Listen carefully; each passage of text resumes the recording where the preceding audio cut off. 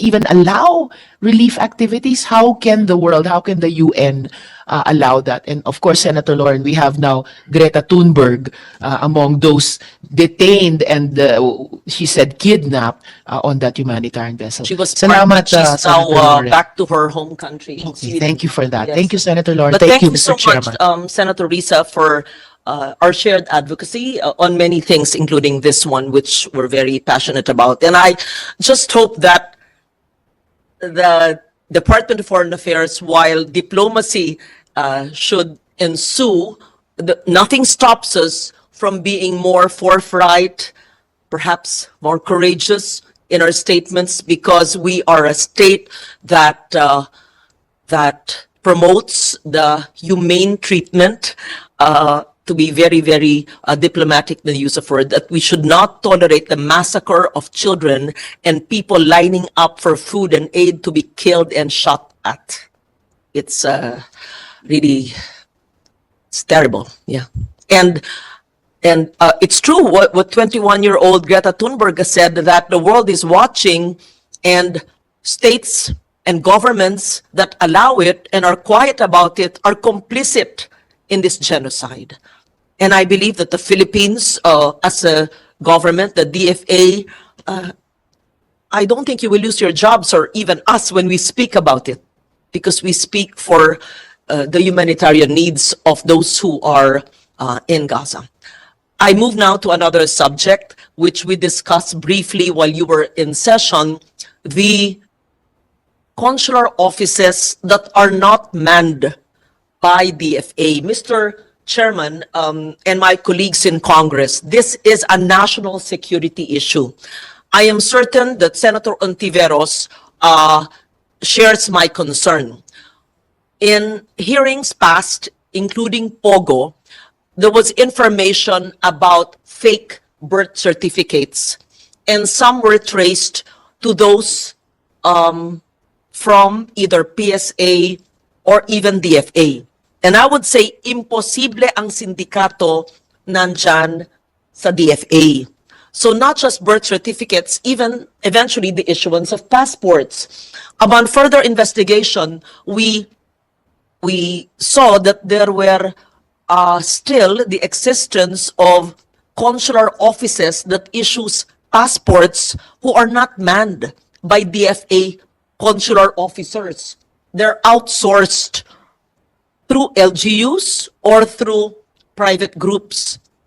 At hindi to dumadaan sa DFA. So how can we be assured that those TOPS, we call it TOPS, temporary operating passport services, whatever. First, we should, I feel, I don't know if my colleagues agree, they should be phased out because this was done during the pandemic. Second, many anomalies have been traced to TOPS. In fact, may I request the DFA to submit to the Senate a report on all TOPS that were set up, those that have been closed, and those that were, upon investigation, were proven to have issued passports to those with fake birth certificates that eventually were linked to criminal syndicates operating as POGOs, because there were some. So may I know what is the process of phasing out the TOPS and making it legitimate consular offices like what we have in Antique, in Robinson's Mall? Meron dun consular office for passporting at least ang DFA.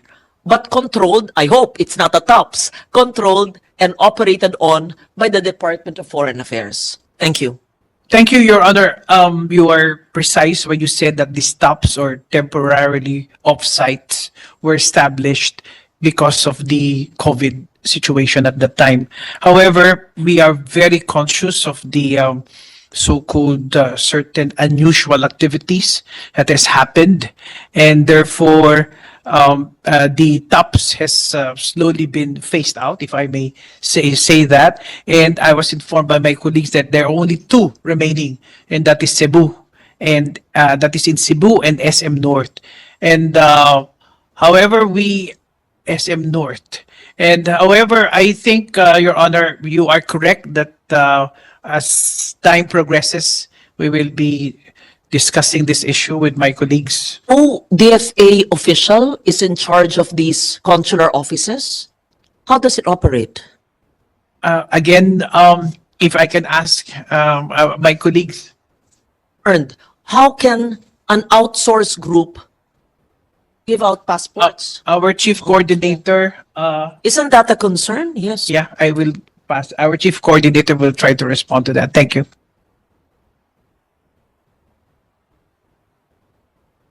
Mr. Chair, Your Honors, right now they are under the supervision. Can you please identify yourself, madam? Sorry. Mr. Chair, my name is Bernadette Fernandez. I'm the Chief Coordinator. I'm with the Office of the Secretary. And I beg your pardon, the existing tops right now, ma'am, are manned by DFA personnel, but they are under the supervision of the nearest consular office or satellite office. In the case of SM North, I think they are supervised by our SM in Mega Mall. And then the tops in the only one existing in the reclamation area in Cebu, this is supervised by our CO in Cebu. What is the difference if it were a consular office of the DFA and TOPS? Because you said it's still supervised. Ma'am, right And now- how were they able to give passports to those with inauthentic birth certificates, if there was, based on the reports that I read? Thank you. So right now, ma'am, if I may, right now the process is we are only able to process and encode. The issuance of the passports are still with our facility in Lipa. So after the processing and the encoding, there is still one more step of review before they are finally issued for printing. So I hear, thank you very much. I hear you that you're in the process and that should be soon.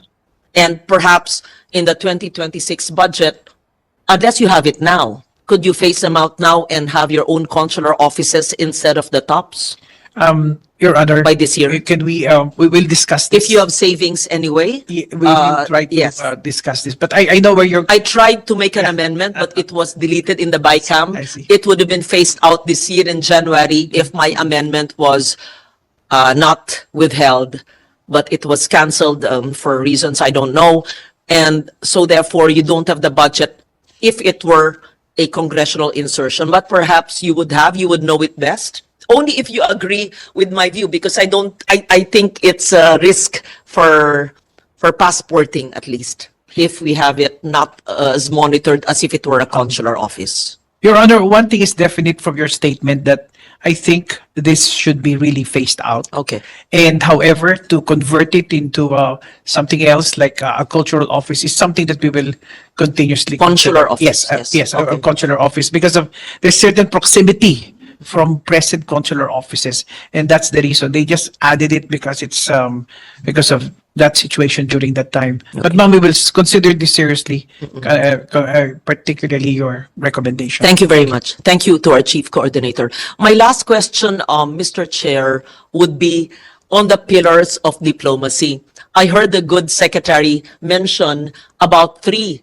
All the while, I thought there were 4 already, because long ago, decades ago, we would always talk about cultural diplomacy as the 4th. But I heard the secretary mention 3. And so ano ba talaga ho? 4 dapat, di ba?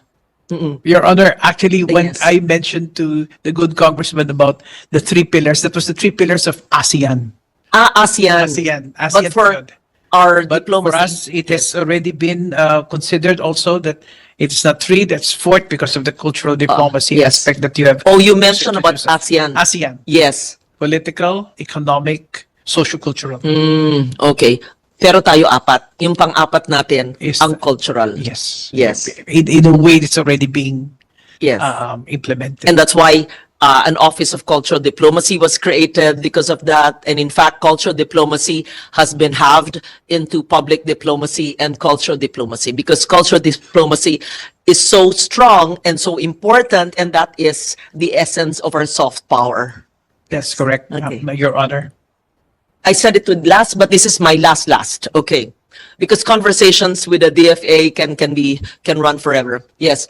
How would you wield our soft power, being a female secretary, and seeing that we've already initiated in decades past programs and initiatives to wield our soft power? So, as secretary, what are your plans? What are those that we can support? And how can you further wield our soft power? Yeah. Thank you, Your Honor. Thanks. I've not really thought seriously on this, but it has something in my mind. But what I'm looking at, Your Honor, is the promotion of creative industries, which I think is something that that the Philippines is prominent, and this can be incorporated in to tell the world that we have the expertise as well as the knowledge, the skills, among others. But this is just the initial view. Thank you for your candor. Yes, of course, this issue of soft power is nothing new. And we've had, in what you call the talk where I spoke in the DFA, what was my dialogo? Is it dialogo on Philippine studies? No, but there was one in the DFA where we also spoke about soft power. Yes. May I therefore suggest to the good secretary, only if you agree, I will not impose, that we must have not just a roadmap of soft power, but let us assess what we have, our resources.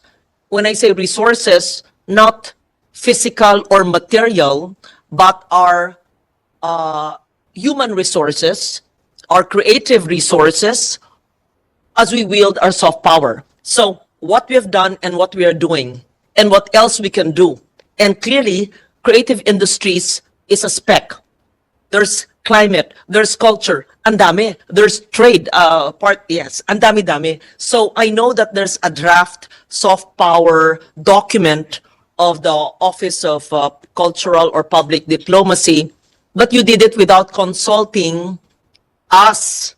Okay, hindi naman pinapagalitan. Yes, I know that there was such a draft, and I learned about it from Congressman De Venecia. It would be best if the DFA would consult us in the Senate and in Congress as well, so that whatever your plans are, we can support and fund, right? So that the soft power of DFA, the roadmap, can also be mainstreamed in the other agencies, in NHCP, in NCCA, in DTI, even in DA, in the CCC for climate, and many others. So let the soft power be wielded not just by the Department of Foreign Affairs, but as an whole of government approach, even as we are the chair of ASEAN next year.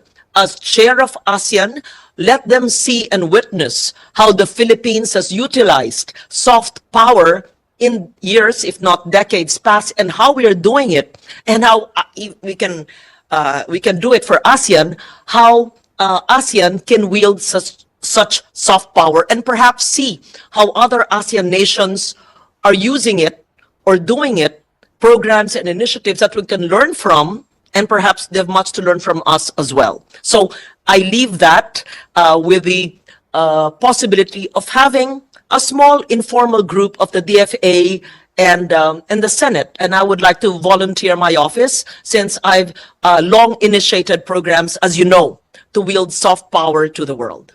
Your Honor, just to respond, Thank you. I think it's an excellent idea. I think this is not only the DFA, but the whole of government, as you have mentioned, and certainly there will be consultations thereafter, and we can start with coming up with that informal group. Yes, so that that roadmap will have bills and resolutions, so that it can identify already existing laws that contribute to soft power, so that programs and initiatives can be funded and supported by the agencies, not just lumped in the DFA budget, right? Just like how we mainstreamed climate resilience in our national life and budget 10, 15 years ago, so